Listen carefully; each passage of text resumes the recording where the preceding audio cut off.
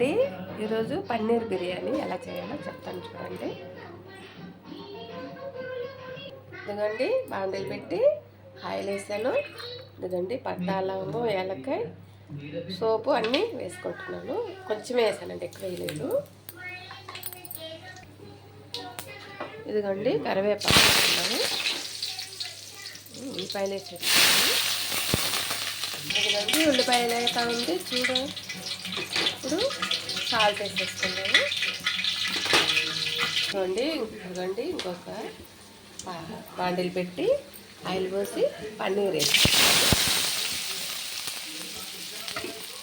ఇదిగోండి ఉల్లిపాయలు అయిపోయి అల్లం పేస్ట్ వేసేసుకున్నాము. ఒక స్పూన్ కూడా లేదంటే తక్కువ వేసాను. ఇదిగోండి పన్నీర్ వేసుకుంది. ఎర్రగా కదా తీసుకొని ఇందులో తీసేసుకోండి.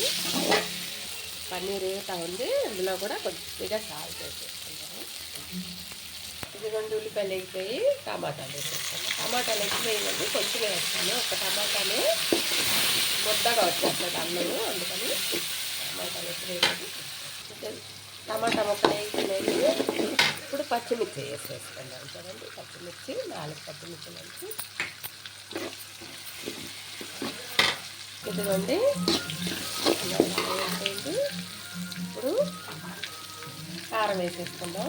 కారం పసుపు, ఒక స్పూన్ కారం వేసేసుకుందాం. ఇదండి కారం అది వేసి వేగుతూ ఉంది. చూడండి ఇందులో కోడిగుడ్లు వేసేసుకున్నాము. ఇదిగోండి ఇప్పుడు పన్నీర్ కూడా వేసేసుకుందాం. ఏంటిది పన్నీరు. ఇదిగోండి పన్నీర్ వేగిపోయింది, గుడ్లు సపరేట్గా తీసేసాను. ఇప్పుడు అన్నం వేసేసుకుందామండి. అన్నం వేసేసుకొని ఇదిగోండి కోడిగుడ్లు కూడా వేసి కలిపేస్తాను. అయిపోయిందండి పన్నీర్ రైస్. కొత్తిమీర చల్లి ఆపేసుకుంటాం. ఇదిగోండి కొత్తిమీర చల్లి ఎక్కువ వేయలేదు, కొంచెం వేస్తున్నాను. నమస్తే అండి. చూడండి నేను చేసిన పన్నీర్ రైస్ నచ్చినట్టయితే లైక్ చేయండి.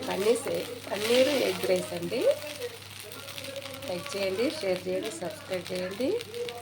లైక్ చేయండి ఫ్రెండ్స్. నా వీడియోని ఆపేయమాకండి. నమస్తే అండి. ఇదిగోండి ఫ్రెండ్స్, నేను చేసిన పన్నీర్ ఎగ్ రైస్ నచ్చినట్టయితే లైక్ చేయండి, షేర్ చేయండి, సబ్స్క్రైబ్ చేయండి. నమస్తే అండి.